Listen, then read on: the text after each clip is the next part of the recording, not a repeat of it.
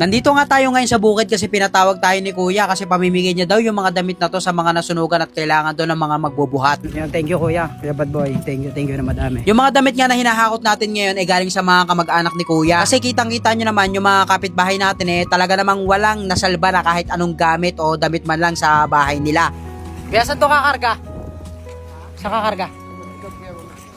Multicab mo na lang kakarga. At ayun, hindi lang pala damit ang pamimigay ni Kuya kasi nagluto rin daw siya ng sopas para isang lakad na daw tayo. Bali pagdating natin dito sa covered court, andito na ngayon 30 pamilya o 100 katao na nawalan ng bahay. Nabutan din namin dito si Mayor Ian na namimigay ng bigas at groceries sa mga kapitbahay natin. Danica Cariñoso, Alfonso Jean, Juliet Catapan, Erika Fortuna, Roldan Lahat nga ng pamilya na nandito binigyan ni Congressman Leandro ng tig 5,000 para sa kanilang pagkain at gagastusin habang wala pa silang mga bahay. Pag mga ganitong sakuna nga talaga namang nangunguna si Congressman Leandro sa pagtulong. Kaya mapapansin nyo sa interview natin talaga naman si Congressman ang hinahanap kasi alam namin na darating agad siya pag kinakailangan lalo na pag mga ganitong sakuna. Jeffrey. At syempre po, muli pong bumalik. Siyempre, ang ating pong mga lingkod Ligarda Libiste, ang ating pong Congressman Leandro Ligarda Libiste, para ipaabot po ang tulong sa inyo po. Kaya sa inyo pong lahat, isang malakas na palakpakan naman po muli sa ating pong lahat. Ano po po? Yan.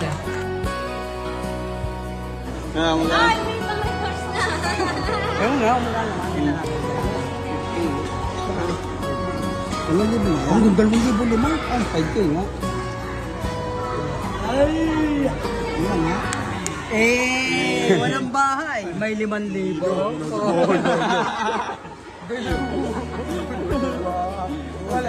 At pagkatapos nga mamigay ni Congressman Leandro, eto naman pinapasok na sa amin ni Kuya itong mga damit para nga may pamigay na rin natin at may pamahagi talaga. Pero bago nga yun, eto nagpakain muna sila Kuya. Bale, para hindi na nga mahirapan tayo sa pamimigay, eto nakabalot na talaga at bibigay na lang natin para kakainin na lang nila.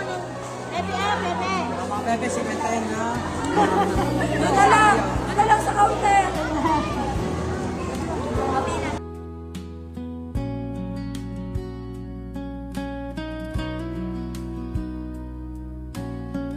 Medyo nagkagulo lang dito sa taas kasi yung pinagpilian na nga kagad dito mga damit na dapat hindi pa pagpipilian. Kasi nga marami pang walang alam na meron damit dito sa harapan kaya sabi ko pakibalik na lang muna para lahat tayo ay mabigyan at lahat magkaroon ng damit. At dito nga sa baba, ito tinawag ko na lahat sila at sabi ko sa kanila yung mga kailangan lang nila ang kukunin nila tapos pag hindi nila kailangan wag na nilang kunin at ilagay na lang dito.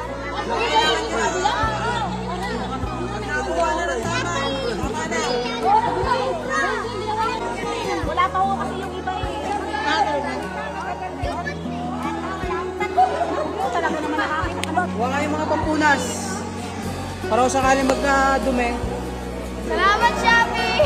Salamat SK Jacklot. SK Jacklot, thank you! Yo, sabi ko sa iyo wala kang bitaw, SK Kawa. Ay!